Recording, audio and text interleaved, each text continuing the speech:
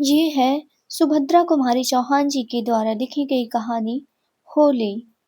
कल होली है, होगी। क्या तुम ना मनाओगी? नहीं, नहीं, ना। क्यों? क्या बताओ क्यों? आखिर कुछ सुनो भी तो। सुनकर क्या करोगे? जो करते बनेगा। तुमसे कुछ भी ना बनेगा। तो भी तो भी क्या कहूँ? क्या तुम नहीं जानते होली या कोई भी त्योहार वही मनाता है जो सुखी है। जिसके जीवन में किसी प्रकार का सुख नहीं, वह त्योहार भला किस बिरते पर मनावे। तो क्या तुमसे होली खेलने ना आऊं? क्या करोगे आकर? सकरुण दृष्टि से करुणा की ओर देखते हुए नरेश साइकिल उठा घर चल दिया। करुणा अपने घर के कामकाज में लग गई। नरेश के जाने के आधे घंटे बाद ही करुणा के पति जगत प्रसाद ने घर में प्रवेश किया। उनकी आंखें लाल थी, मुंह से शराब की तेज बू आ रही थी। जलती हुई सिगरेट को एक ओर फेंकते हुए वे कुर्सी खींचकर बैठ गए। भयभीत हिरणी की तरह पति की ओर देखते हुए करुणा ने पूछा, 2 दिन तक घर नहीं आए, क्या कुछ तबीयत खराब थी? यदि ना आया करो तो खबर भिजवा दिया करो, मैं प्रतीक्षा में ही बैठी रहती हूँ। उन्होंने करुणा की बातों पर कुछ भी ध्यान ना दिया।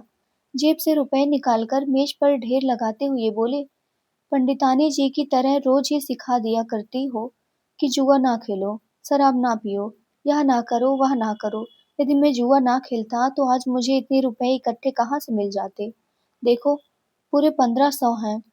लो, इन्हें उठाकर रखो, पर मुझसे बिना पूछे इनमें से एक पाई भी खर्च ना करना। समझी? करुणा जुए में जीते हुए रुपयों को मिट्टी समझती थी। गरीबी से दिन काटना उसे स्वीकार था, परंतु चरित्र को भ्रष्ट करके धनवान बनना उसे प्रिय ना था। वह जगत प्रसाद से बहुत डरती थी, इसलिए अपने स्वतंत्र विचार पर कभी वह प्रकट ना कर सकती थी। उसे उसका अनुभव कई बार हो चुका था।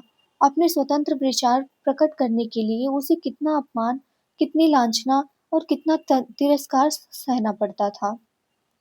यही कारण था कि आज भी वह अपने विचारों को अंदर ही अंदर दबाकर दबी जबान से बोली, रुपया उठाकर तुम ही ना रख दो, मेरे हाथ तो आटे से में भिड़े हैं।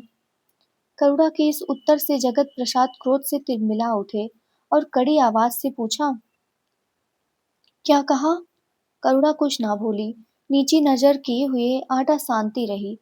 इस चुप्पी से जगत प्रसाद का पारा 110 पर पहुंच गया। क्रोध की आवेश में रुपए उठाकर उन्होंने फिर जेब में रख लिए। यह तो मैं जानता ही था कि तुम यही करोगी। मैं तो समझा था इन 2-3 दिनों में तुम्हारा दिमाग ठिकाने आ जाएगा। ऊटपटांग बातें भूल हो गई होगी और कुछ अकल आ गई होगी, परंतु सोचना व्यर्थ था।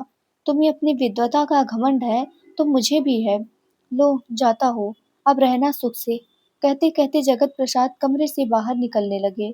पीछे से दौड़कर करुणा ने उनके कोट का सिरा पकड़ लिया और विनीत स्वर में बोली, रोटी तो खा लो, मैं रुपए रखे लेती हूँ, क्यों नाराज होते हो? एक जोर के झटके के साथ कोट को छुड़ाकर जगत प्रसाद चल दिए। झटका लगने से करुणा पत्थर पर गिर पड़ी और सिर फट गया। खून की धारा बह चली। साड़ी और जैकेट लाल हो गई। संध्या का समय था। पास ही बाबू भगवती प्रसाद जी के सामने वाली चौक से सुरीली आवाज आ रही थी, होली कैसे मनाऊं? सैया विदेश, मैं द्वारे ठाड़ी पर मलमल पछताऊं। होली के दीवाने भांग के नशे में चोर थे। गाने वाली नर्तकी पर रुपयों की बौछार हो रही थी। जगत प्रसाद को अपनी दुखिया पत्नी का ख्याल भी ना था। रुपया बरसाने वालों में उन्हीं का सबसे पहला नंबर था। इधर करुणा भूखी प्यासी छटपटाती हुई चारपाई पर करवटें बदल रही थी। भाभी, दरवाजा खोलो, किसी ने बाहर से आवाज दी। करुणा ने कष्ट के साथ उठकर दरवाजा खोल दिया। देखा तो सामने रंग की पिचकारी लिए हुए नरेश खड़ा था। हाथ से पिचकारी छूटकर गिर पड़ी। उसने आश्चर्य से पूछा, भाभी, यह क्या है?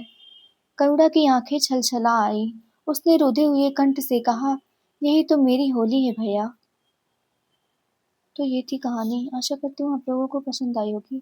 अगर पसंद आई हो तो मेरे चैनल को लाइक, शेयर और सब्सक्राइब करना मत भूलिएगा और आगे की कहानियों के लिए मेरे साथ जुड़े रहिएगा। धन्यवाद आप सभी को।